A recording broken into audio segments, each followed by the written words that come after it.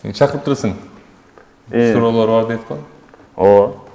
Эмне суроолоруң бар? Бир эмес көп суроо бар сага. Отам. Эмне үчүн ынтымак? Ынтымак. Силер көп нерсени түшүнбөйсүңөр да. Мен топтоп койгон ушул жумушумду кылып жүрүп чогулуп койгон аудиториям бар. Ошол кишилердин добушу мага аманат. Ошол аманатты туура жеткизиш үчүн мен туура партия тандашым керек. Туура партия дегенде кандай партия? Өтө турган партия. Мисалга алып келгенде партияны машина катары эле элестетели да. Эгер машина жүрүп баратып, ортодон токтоп кала турган болсо, мага андай машинанын эмне кереги бар? Аягына чейин айдап жетип турган партия керек, машина керек да. Мен партияны инструмент катары эле кабыл алам. Буюрса өтсөм, өзүм кылып жүргөн иш аракеттерин кылганга мага жеңилдетип болот. Депутат болсом. Ошол себептен мен ушул партияны тандадым. Сен буга чейин деле көп иштерди кылган жоксуң. Мындан кийин кылам деген үмүтүң барбы? Буга чейин көп деле жумуш кылган жоксуң дегенде кичине такалап атасың окшойт.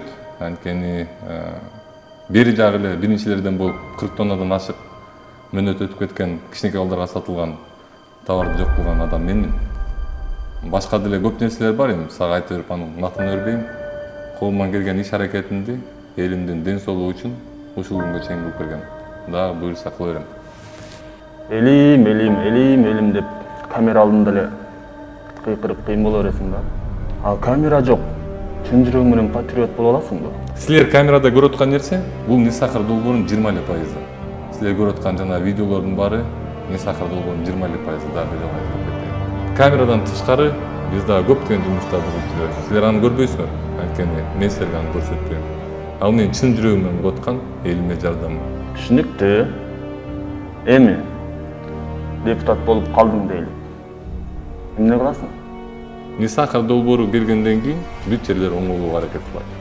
Негизинен эле Кыргызстан боюнча Нисахар долбоору көп нерсени оңдогон да. Гос органдар кылабай аткан нерселерди оңдоп койгон долбоор болчу. Көбү мага сендей эле ишенген эмес башында. Жада калса үй бүлөм, туугандарым, досторум да ишенчү эмес. Бирок эгер адам кылгысы келсе, эгер адам чын жүрөгүнөн эли үчүн иштегиси келсе, анын эмнеси жаман экен? Дагы да болсо буюрса барсам ошондой иш аракеттерди кыла берем.